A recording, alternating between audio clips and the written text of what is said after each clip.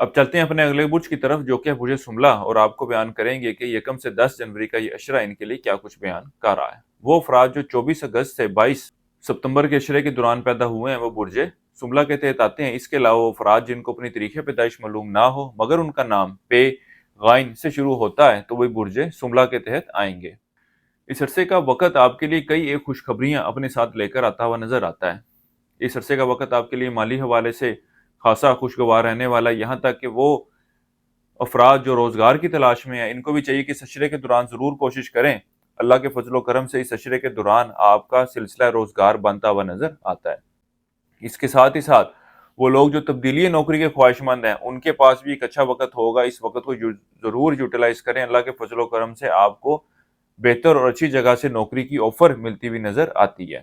اس کے ساتھ ہی ساتھ وہ برج سملہ والے افراد جو رشتے کی تلاش میں ہیں ان کو بھی چاہیے کہ ان دنوں میں اپنی کوششوں کو تیز کر دیں، کیونکہ اس اشرے کا وقت ایک ایسا وقت ہے کہ جب آپ کو ایک اچھا اور بہتر رشتہ ملتا ہوا نظر آتا ہے۔ اس کے ساتھ ہی ساتھ وہ افراد جو منگنی نکاح جیسی رسومات کی ادائیگی کے لیے کسی اچھے وقت کی تلاش میں تھے، اس اشرے کی 5 سے 10 جنوری کا وقت ان معاملات کے حوالے سے ایک اچھا اور بہترین وقت ہے۔ اللہ کے فضل و کرم سے اچھے مستقبل کی طرف اشارہ کرے گا۔ اس اشرے کی 5 سے 10 جنوری کا وقت ان معاملات کے حوالے سے بہت بہتر اور موزوں اور سعد وقت ہے، اس وقت کو ضرور یوٹیلائز کریں انشاءاللہ تعالی۔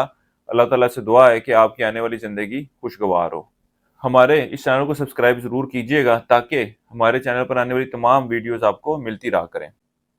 برج سملہ والوں کو چاہیے کہ اس اشرے کے دوران سٹاک مارکیٹ اور ڈیجیٹل کرنسی سے ذرا دور رہنے کی کوشش کریں، کیونکہ اس اشرے کے دوران ایسی صورتحال سے واسطہ آپ کو پڑ سکتا ہے کہ جب آپ کو کسی بڑے نقصان کا سامنا کرنا پڑے۔ اس کے علاوہ اس اشرے کے دوران آپ سیر و تفریح گھومنے پھرنے کا پلان بنائیں گے لیکن ان معاملات کو حقیقی شکل دینے میں کامیاب ہوتے ہوئے نظر نہیں آتے۔ اس اشرے کے آخری ایام میں آپ کی اپنے یار دوستوں کے ساتھ کچھ انبن ہوتی ہوئی نظر آتی ہے اور ان کے ذمہ کوئی کام لگائے ہوئے تھے تو وہ بھی پورے ہوتے ہوئے نظر نہیں آتے۔ اس کے علاوہ ان دنوں میں آپ اپنی خواہشات اور امیدوں کو حقیقی شکل دینے کے حوالے سے کوئی محنت بھی کرتے ہوئے نظر نہیں آتے۔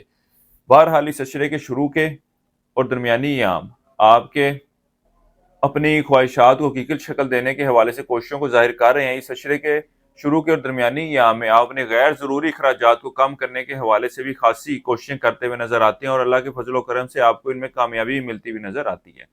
وہ افراد جو بیرون ملک جانے کی خواہش مند ہیں ان کو چاہیے کہ اس اشرے کے آخری ایام میں اس حوالے سے ضرور کوشش کریں، اللہ کے فضل و کرم سے بہتر نتائج کا حصول ہوگا۔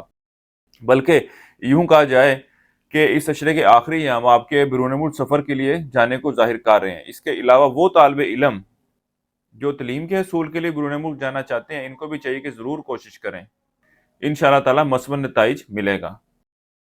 اس اشرے کے وقت کے دوران آپ اپنے گھریلو معاملات کی طرف کوئی خاصی دلچسپی یا گھریلو معاملات کی طرف کوئی خاصا وقت دیتے ہوئے نظر نہیں آتے۔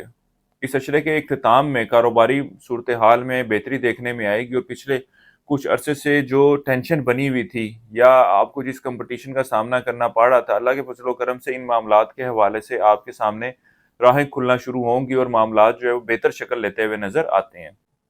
اس عرصے کے لیے ایک وظیفہ آپ کو بتا رہا ہوں، یا اللہ یا وارث، 3 تسمیہ آپ نے اسی کرنی ہے۔ روزانہ فجر کی نماز کے بعد اللہ تعالیٰ سے دعا کریں کہ اللہ تعالیٰ آپ کے معاملات میں بہتری فرمائے۔ اس کے علاوہ حسب توفیق کالے چنے کا صدقہ کرتے رہیں۔ اس عرصے کی 7 تاریخ آپ کی 8 جنوری کی ہے۔ اس عرصے کی نحس تاریخ آپ کی 4 اور 5 جنوری کی ہے۔